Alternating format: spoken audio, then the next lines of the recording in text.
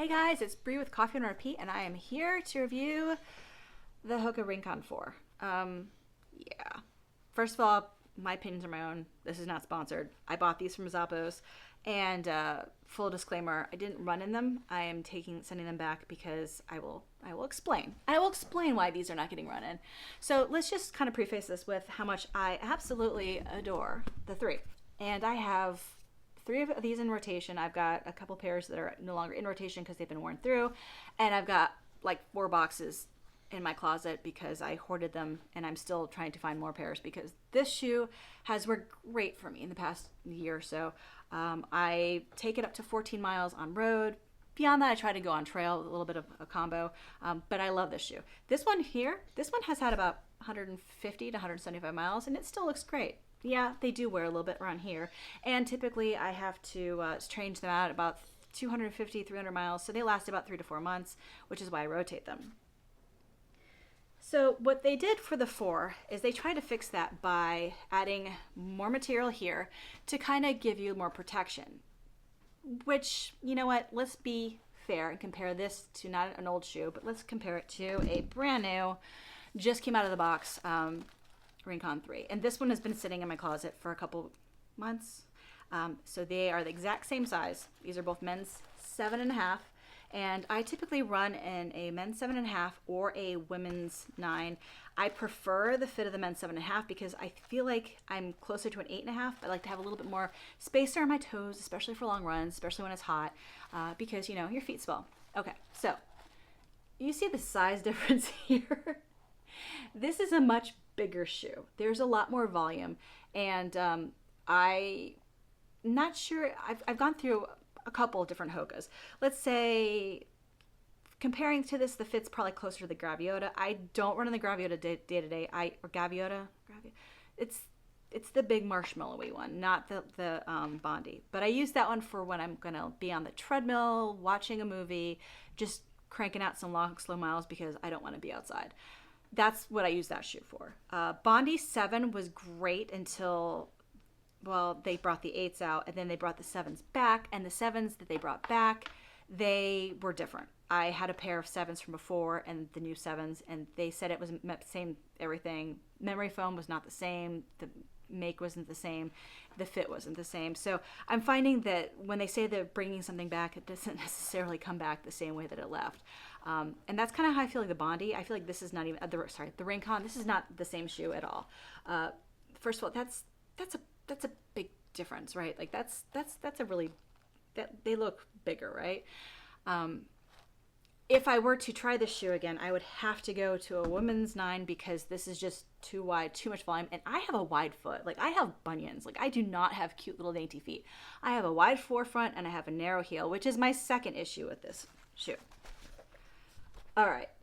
Do you see how the 3 comes in? It has a nice little pocket for your heel. It kind of hugs it. It's a little hug for your heel.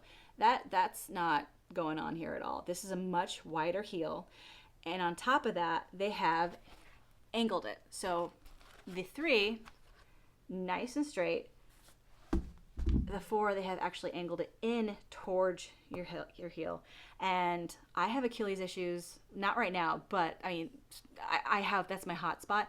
And anything that kind of bends in this is going to rub my Achilles, which is going to cause irritation, which is going to cause me to have Achilles issues, which, you know, it's a whole chain of events, which leads to me having to, you know, cry softly when I run past 5 miles. So this doesn't work for me. On top of this, they've added what I would say is an obscene amount of padding. I know that there were some issues. People complained they hated the tongue of the 3. I never really had an issue with the tongue slipping. It stayed put for me, but it was a very thin, short tongue. And while they could have fixed that and made it just a little bit longer, I feel like a little bit longer would be fine. They went the other way and they made a very, very padded plush tongue that goes all the length of the shoe. Why is this an issue? Well, you see how it's kind of wrinkly? Like, that's not smooth. It actually looks like I've been wearing this a lot. This shoe came today after my run. I tried it on. It walked around my bedroom and down my stairs and back up. That's it. That's the extent of the mileage this shoe has seen. Because when I got it, I saw that it had stains and like dirty spots in here, and I knew I had to send it back. So I was not going to wear it to run in. So I thought, let's just make sure that I like the fit before I change it for a different color. And what ended up happening is I wore it around the house a little bit and was like, ooh, that's very uncomfortable. Because remember I talked about that thick padded collar? You know the bone, the side of your foot? It's right at the base of your ankle. I'm not sure the exact name of that. Yeah, this foam is pushing up onto that bone. So every time I took a step, it was like right into that bone. You can't fix that. There's no lacing for that. There's no way to make that not hit the bone. So then I thought, well, maybe it's something that I never noticed with my threes. So I put on my threes again. And I'm like, nope, it's 100% that they had so much padding here that it's pushing up into my bone. So you got this super thick, squishy tongue, which fixed the tongue issue, but now you've got this very thick seam that goes all the way around here, and it causes another hot spot where there's an extra seam because there's a very thick tongue there, and there's a lot of seams there, and it's kind of sticky actually. It's too many like potential hot spots. So I don't really think that was better. Like they could have made it longer. They didn't have to make it over squishy. They've added so much squishiness to this.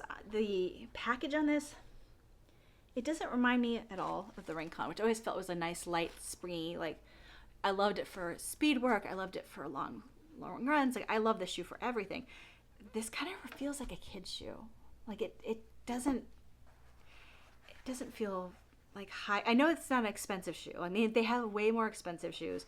This was always like $125, and I would get $125 worth because they didn't last very long.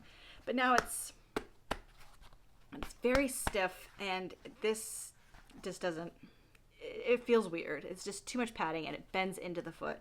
So, and they've been getting rid of this. They used to have the thicker one for the two, and it's kind of gone down to this little like loop, and that's gone. So I guess instead of having this, they're trying to start to transition to a taller heel collar, which, why? Every single shoe that I've run in Hoka, I used to run in the Clifton. They made a high heel counter. I used to love the Speedgo. That was my ride or die. They made a high heel counter, and they made it narrow. They are putting a high heel counter on everything. And that, again, for anyone that has issues with Achilles, that, like, why? So now I'm going to have to try to find something that I can use instead, because I feel like they were trying to, like, halfway it and not make it a super high heel counter. But she's still getting up there, like, and it's basically just taller and like it's stiffer, and it's not comfortable. The heel counter on this one was nice and bendy, didn't bother my Achilles. This is not gonna move anywhere. So if you have Achilles issues, you might want to try these on in store before you commit, because they're not nearly as comfortable as previous iterations are.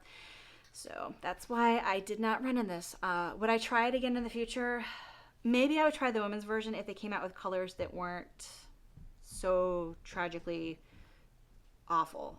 They're all very light, like hint of colors.